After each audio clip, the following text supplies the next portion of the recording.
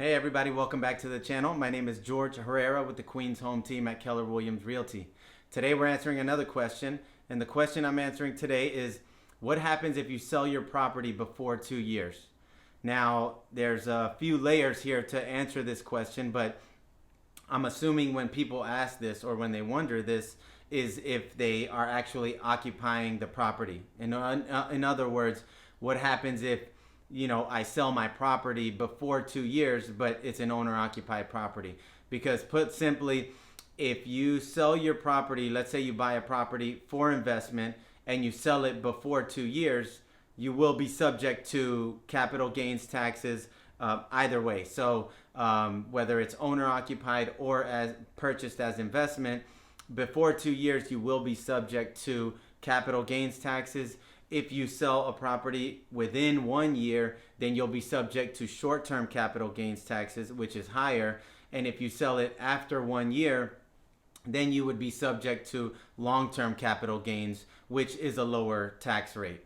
Now, if you purchased it for investment initially and then you sell it after 2 years, you're still subject to long-term capital gains either way. But where you get an exemption and where there is a tax benefit is if you are occupying the property. In other words, if this is your primary residence, if you bought the house as a primary residence and then you sell it after 2 years, then you qualify for the primary residence exemption, which is $250,000 of capital gains for an individual and $500,000 for a married couple. And so what that means is that, let's say if you purchase a property for investment, we already know whether it's before 2 years or after 2 years, an investor will be subject to capital gains taxes either way. But if you were occupying the property, if you bought it as your primary residence and then you sell after 2 years, then you qualify for the primary residence exemption.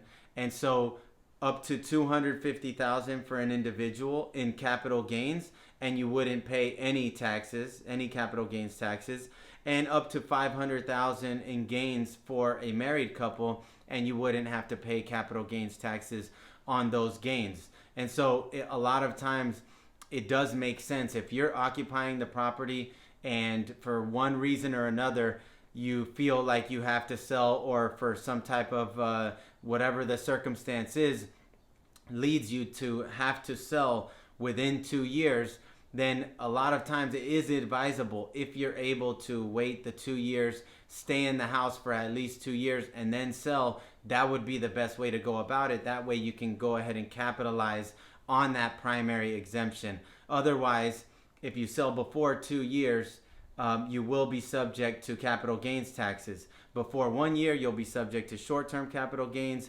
And if it's between 1 and 2 years, then you'll be subject to the long-term capital gains. So many times if you're in this type of situation, speak to your tax accountant, speak to your tax advisor, and make sure you break down the situation for them and get their advice, because most likely it will make sense to just go ahead and stay the 2 years and qualify for the primary exemption, unless you don't have much of a gain either way. But either way, your best bet is to speak with your tax advisor to get some good, sound, professional advice on how you should go about it. But in short, the answer to the question, what happens if you sell before 2 years?